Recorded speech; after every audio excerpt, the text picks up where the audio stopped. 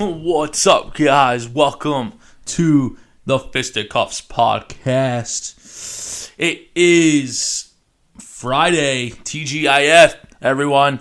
TGIF. Thank God it is Friday. It is Friday, April 24th, 2020, guys. Happy Friday to everyone. Hope you guys who are working are enjoying your last moments of work. It is about 4:30 in the afternoon here on Friday, April 24th. COVID-19 still doing what COVID does best, ruining our lives to the max. Nothing to do here but quarantine, stay home, watch TV, Netflix, Hulu, Prime, and whatever else you watch. And then, on top of that, can't go out. However, here in New York, it seems like people don't really give a fuck anymore. In the last few days, I've seen more and more cars, more and more people out, which I'm trying to figure out where they're going. But you know what? That's a mystery that we're never going to know. Listen, there's some secret spot out here in New York somewhere that is low key, holding out sporting events or something like that. Please, someone let me know, because I have seen so many goddamn cars out there, and that I have not seen since March or just before the pandemic started.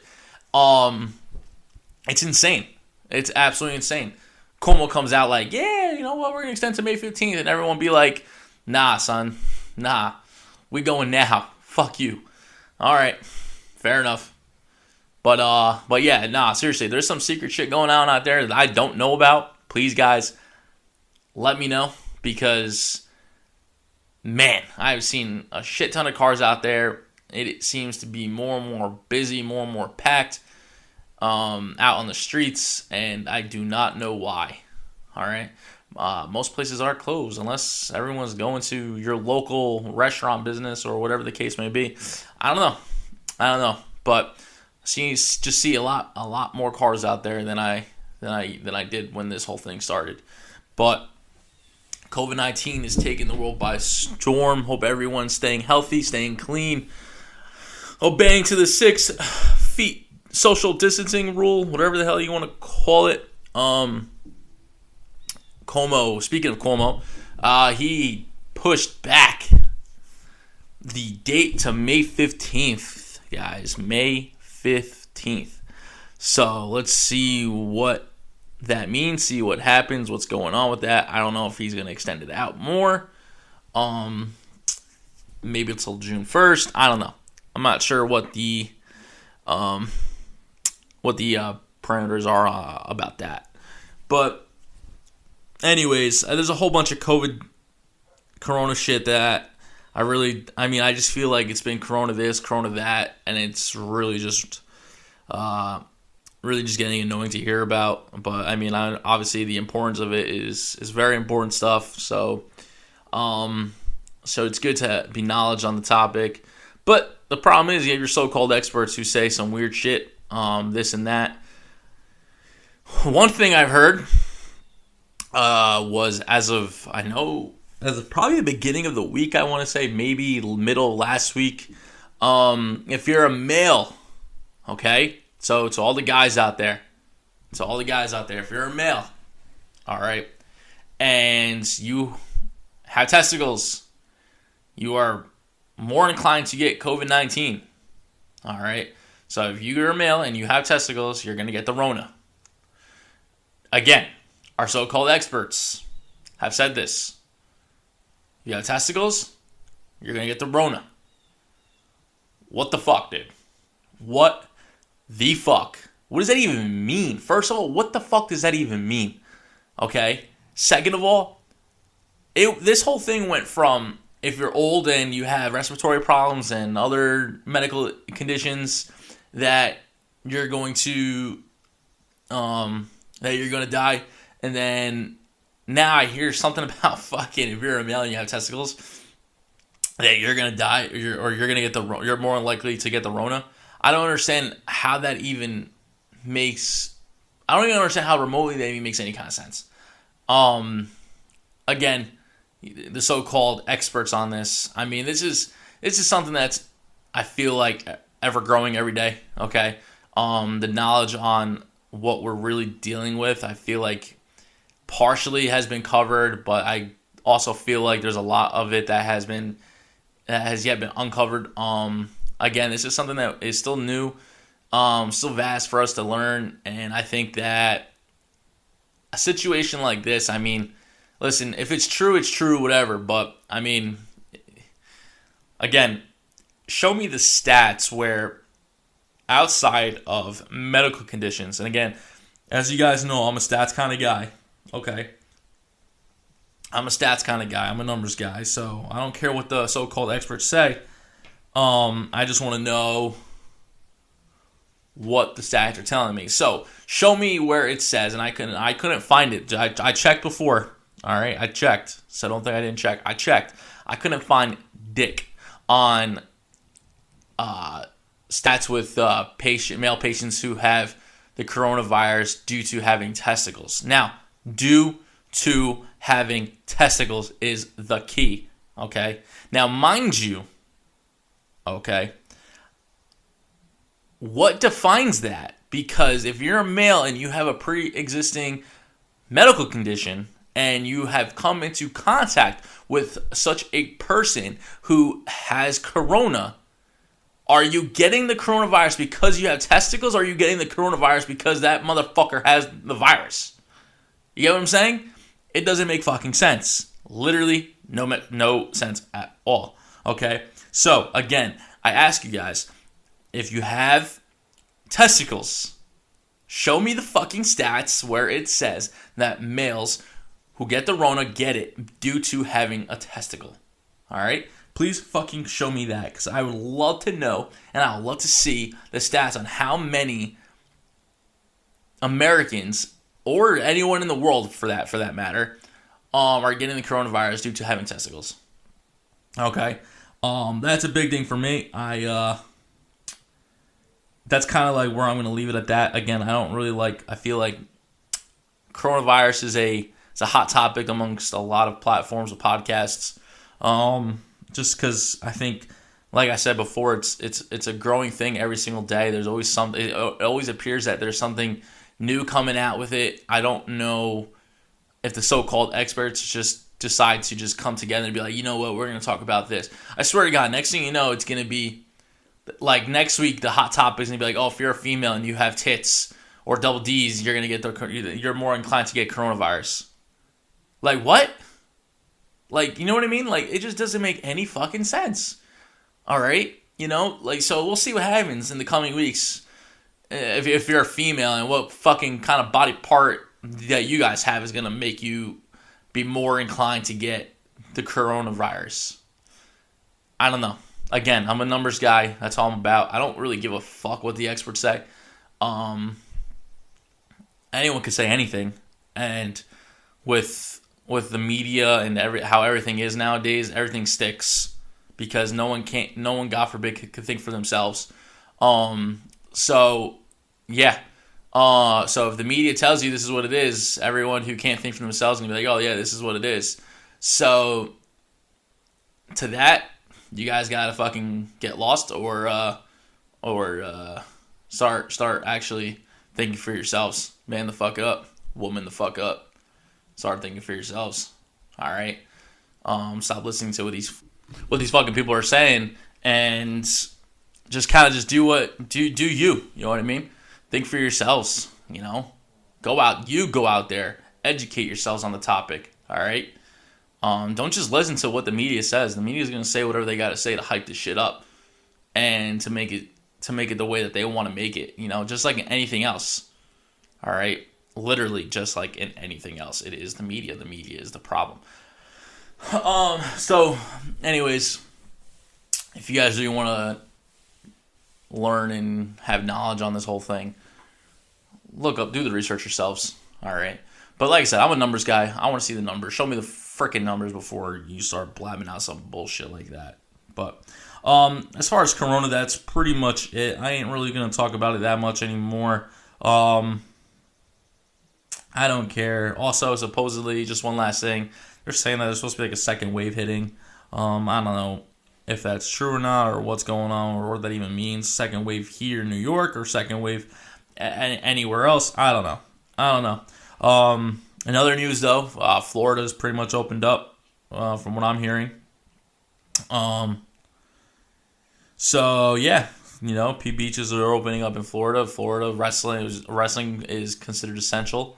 But yeah, so anyways, so that's pretty much it about the coronavirus. That's all I'm really going to talk about.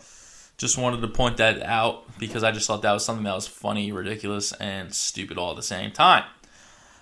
Anyways, we are going to get back on track with the MMA boxing world, guys. More so MMA world than boxing because nothing is happening in boxing. So, the MMA world it is. I know last couple podcasts I've discussed some wrestling stuff. Episodes 8 or 9, I want to say, where we did me and my buddy Anthony, who's a co-host on the Fisticuffs podcast. We were talking about wrestling, like a pre-wrestling thing where we talk about matchups and how excited we were and the breakdowns of those matches and who was going to win. And then we did a post-WrestleMania podcast, which was episode 10. Congratulations to me, I guess, the Fisticuffs podcast, to episode 10. On episode 10, we discussed a recap of WrestleMania, the matches, what we thought were awesome, which we thought were great. So check that out on YouTube, Fisticuffs podcast. And yeah, so I haven't talked about MMA or UFC in a while. I know a lot of things have happened since then. Quick rundown. There was obviously talks about UFC 249 still happening on April 18th. That was not the case. Apparently, Disney or some shit went to Dana White and said, yeah, no, you can't hold this event. I call fucking bullshit on that. It was the governor who was a rat. Obviously, not a rat when I say rat because it's a fucking known thing that UFC 249 was going to happen. But it was just one of those things where the freaking governor of Cali or whatever freaking went up to Disney and said, hey, listen, you got to tell these fucking guys to not hold this event. So basically they forced Dana's hand and Dana had to cancel UFC 249.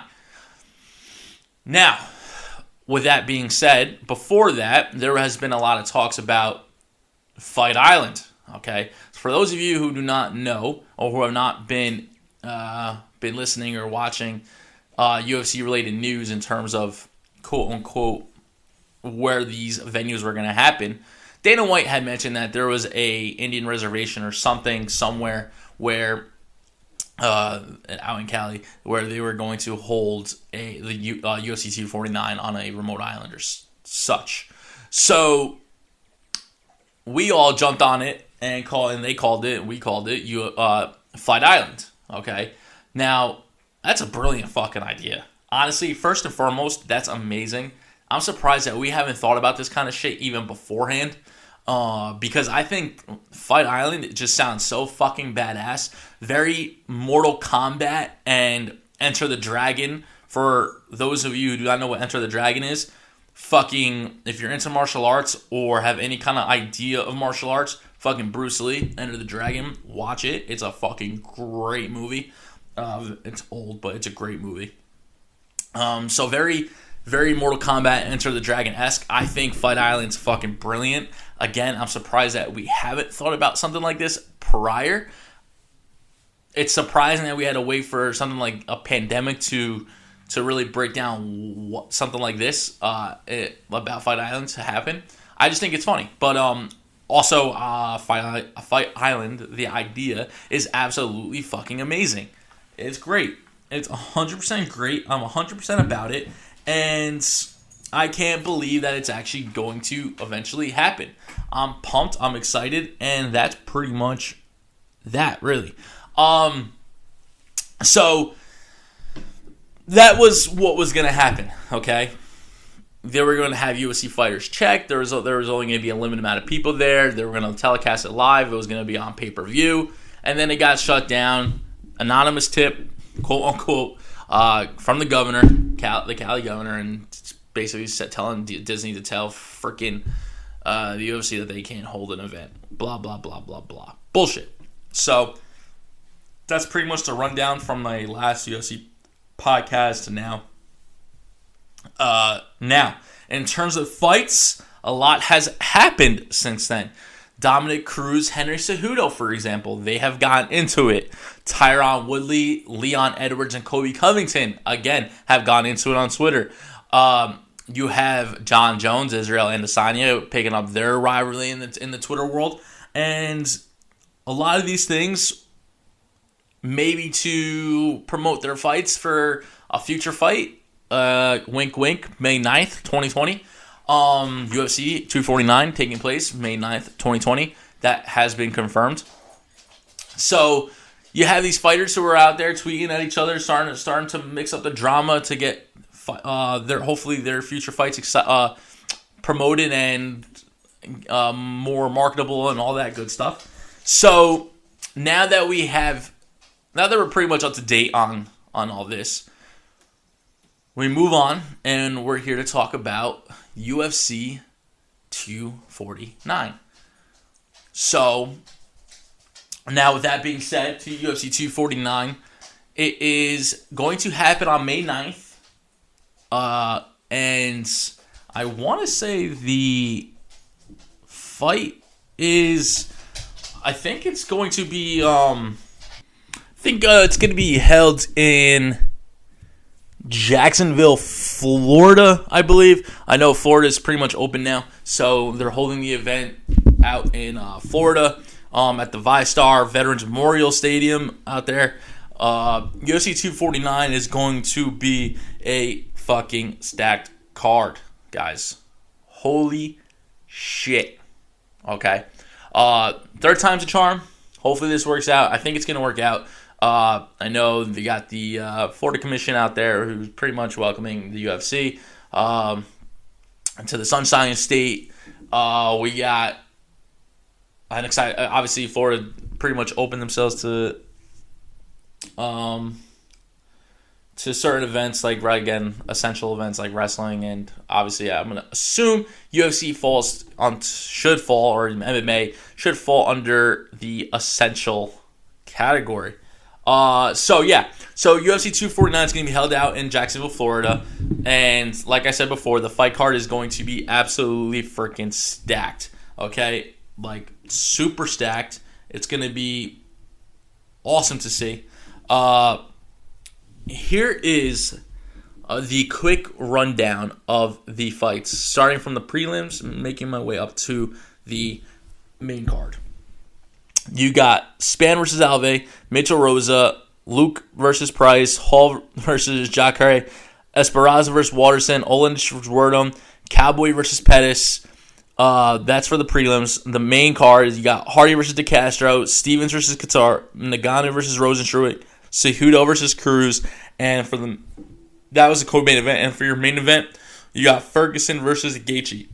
Now, a lot of you guys who are not MMA followers, the biggest thing that you really got to worry about in terms of fights with big name guys for the strawweight division for the female class, you got Esperanza versus Watterson in the prelims. That's going to be a big fight.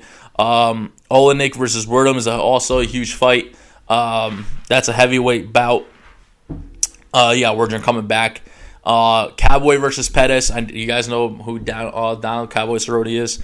Anthony Pettis. You all know who he is. If you don't, just think back to January. Cowboy versus McGregor. I'm sure then you guys will know. Hardy DeCastro. Stevens versus Qatar. Jeremy Stevens. That's going to be, in my opinion, fight of the night. I think that's going to be a fucking bloodbath. That's going to be a huge, huge fight. Then you got probably one of my favorite fights, Nagano versus Rosenstruik, another heavyweight bout.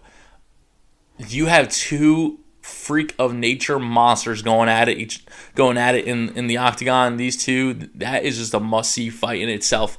That fight alone could probably main or headline a UFC card. So now you're kind of seeing, and again, you're kind of seeing how this fight card stacking up to be. Also, before I forget, also in the prelims you have Hall versus Jakari. That's going to be a pretty big fight too in the middleweight division. Uriah Hall's he hasn't fought in a while, but he's an exciting fighter to watch for sure. So that's something to look out for in the prelims. But yeah, moving back to the main event, to the main card. Yeah, again, Nagano versus Rozenstruik. That's going to be a big fight, big heavyweight fight. I would definitely say that kind of fight is going to lead to the number one contention of the heavyweight title bout once Stipe Miocic comes back. Hopefully healthy. I know he's probably been busy with. He's also Stipe is a first responder. He's a firefighter out in Cleveland, Ohio. So he's God bless him.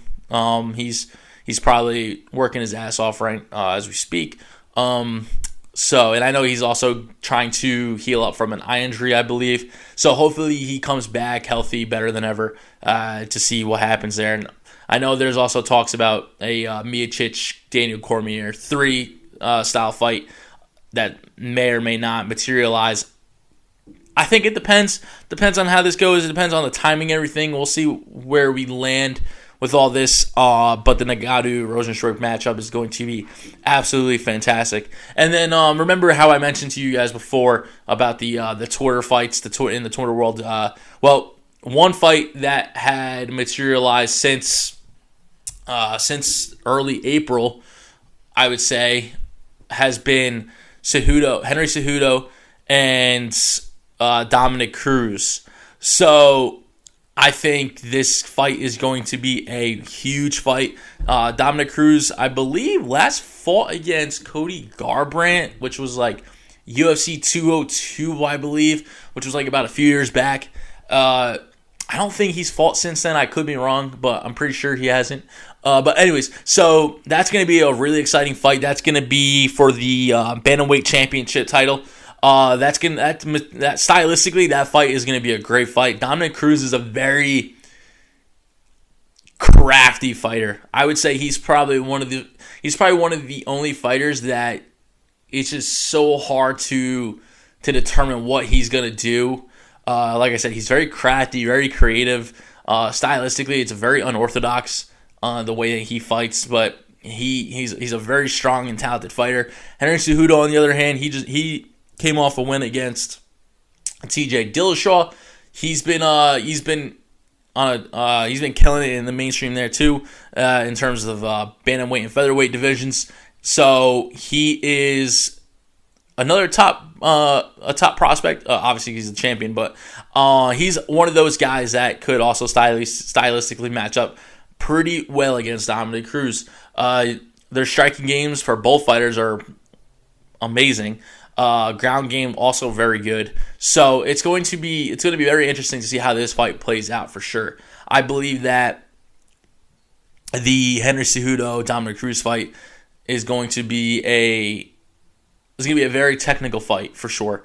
I'm not going to see. I wouldn't imagine anything crazy going down in terms of like haymaker shots. I think, like I said, it's going to be more of a technical fight. You're going to see these two go at it, and it's going to be a solid fight for sure. My prediction. I'll talk about predictions after this. But so I think that these fights are going to pretty much go down pretty well, at least for this fight. Main event, you got Ferguson versus Gaethje. Okay, so real quick, Tony Ferguson. This is what is absolutely insane about Tony Ferguson. So, me personally, I was a strong believer that Tony Ferguson was going to beat the shit out of Khabib Nurmagomedov. I think that Ferguson has what it takes. I think stylistically he matches up really well. His ground game is super efficient, especially from a striking standpoint on the ground, but also his jiu-jitsu is very good. Obviously, understanding that wrestling, a world-class wrestler like Khabib could pretty much somehow shut down Ferguson's jiu-jitsu, but the thing is that what makes Ferguson so different is that he can strike from the ground. Also, stylistically standing up, I think Ferguson definitely has an edge over Khabib all damn day. So I had Ferguson winning that fight. Obviously, the fight didn't happen. Before the fight was totally, completely canceled, you had a guy named Justin Gaethje who accepted the fight at 2 weeks' notice. Now, for those of you who don't know who Justin Gaethje is, he is a brawler, to say the least. Technicality speaking, he's a solid striker, but he's much more of a brawler. And back before they canceled UFC 249 at 2 weeks' notice, I pretty much said that same thing, that Tony Ferguson was going to win that fight too, but that fight was going to be a fucking bloodbath. So now here we are a few weeks later, and Gaethje is... Oh, before I get into that, the week leading up to the fight, Tony Ferguson pretty much went through a fight camp as if he was fighting on April 18th. Now, mind you, that fight was canceled, okay? A week prior, it was canceled. So, fight week, okay, the week leading up to April 18th, Tony Ferguson goes through a fight camp, okay? Come Friday, because Friday, the night before the fight, they do the official weigh-ins for Saturday's fights. So, my man was like, I think 160 on like Monday or some shit like that of the week of leading up to the to April 18th fight. And then on Friday, he weighed in at exactly 155. Okay? As if like he was fighting on Saturday. Obviously, what I'm thinking is that he was a freak. Okay? He's a freak in nature for sure. But it just shows you that what this man's about. And he's no joke. To cut that much weight for no reason, just to prove a point, is absolutely incredible. Because I can tell you right now, and I was listening to the Ariel Helwani show with Daniel Cormier recently, and DC was saying that no fighter is going to do what Tony Ferguson did. And even before that interview happened, when I found out about this, I said the exact same thing. Just from my experience with fighting, no fighter is going to do that ever at all. So the fact that Tony Ferguson still did what he did is just absolutely insane.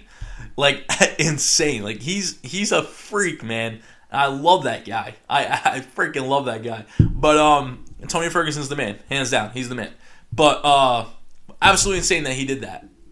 Insane. And then he obviously mentioned that he's going to probably do like an upper workout come Saturday or something like that. But I don't think he actually did anything for Saturday's event. Because, anyways, but yeah, that's just to show you guys the group of this guy. He's just so freaking badass, man. To do that is amazing. Like I said, there's probably maybe a handful of fighters that would do some shit like that. Maybe. Like, when I say maybe, I mean like a really strong maybe. But it just, like I said, it just goes to show who Tony Ferguson is as a fighter, man. And it says a lot. I think him doing that really made a statement. But so, which then leads up to the fight with Justin Gaethje at the new, like I say new UFC 249 because it got canceled back in April, but on May 9th. So Justin Gaethje is like I said, a brawler. Tony Ferguson is stylistically a more technical fighter for sure, 100%. But the thing is too, Tony Ferguson is such a well-rounded fighter that he has all these tools to the tray that he fights to the way that you fight almost, you know? So if you're going to brawl with him, he will probably push forward and brawl back. But here's the difference. If you don't knock out Tony Ferguson, if Gaethje doesn't knock out Tony Ferguson has that fight won. Especially if it goes into the championship rounds. And in my personal opinion, the third round. If he goes into the third round and certainly into the championship rounds of the fourth and fifth, I think Tony Ferguson wins this fight because Tony Ferguson's cardio is literally slim to none. It's insane. His cardio is absolutely insane. I don't think Justin Gaethje will be able to handle the constant pressure, the constant forward movement of Tony Ferguson. Tony Ferguson, again, like I said, stylistically it's an excellent matchup. I think he has the edge, but his cardio is killer. Not saying that Justin Gaethje's cardio isn't good. It's just that he's more of a brawler. He just goes in, fights, does what he does with hard shots early in the rounds, and tries to knock you out within the first 2 rounds. That's just the way that he fights. Now, obviously, in his extended training camp, which good for him. Now it's not 2 weeks' notice. Justin Gaethje now has more time to train. If he has a game plan, a strategic, tactical game plan, then maybe you might talk about a different story where he could last the 4th and 5th rounds.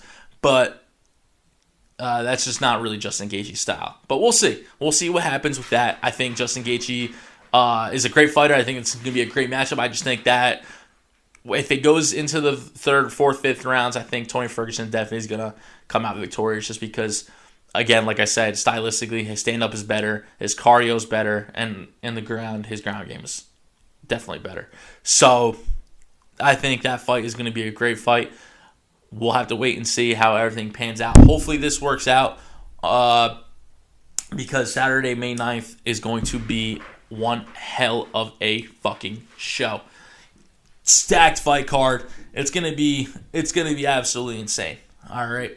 So to break down, I'm only gonna break down certain fights because I think that I'm not gonna go over all the fights. I'm just gonna kind of pick and choose which fights I'm gonna recap and break down, talk about, and kind of give a prediction, just so that you guys know where I'm coming from with it. So. So we have, real quick, we're going to talk about the Uriah Hall-Jacare fight. So that fight out of the middleweight division is going to be it's a prelim fight. It's going to be stylistically, it's going to be a very interesting fight. You have, both men are very good in the stand-up game. I think Jacare probably edges out in the ground game against Hall. But if Hall could somehow manage to keep this fight standing up, he may have actually a much better chance of winning. So I would definitely go with. I'm going to go with Hall for that fight in the prelim card. Esperanza versus Waterson. You have 2 badass chicks, 2 females, 2 women going at it. They are going to be. It's going to be a one hell of a fight. I definitely think that stylistically, stand up. I think Michelle Waterson definitely has an edge to Esperanza. Ground game again. I mean, when it comes to the ground game, I don't see both fighters taking it to the ground. I think this is gonna be a stand up fight for sure, where these 2 are just gonna slug it out. I think Michelle Waterson is gonna come out victorious on that. Olenek Werdum. I know Werdum's coming back from suspension or from some injury. I think injury or suspension, one of the 2.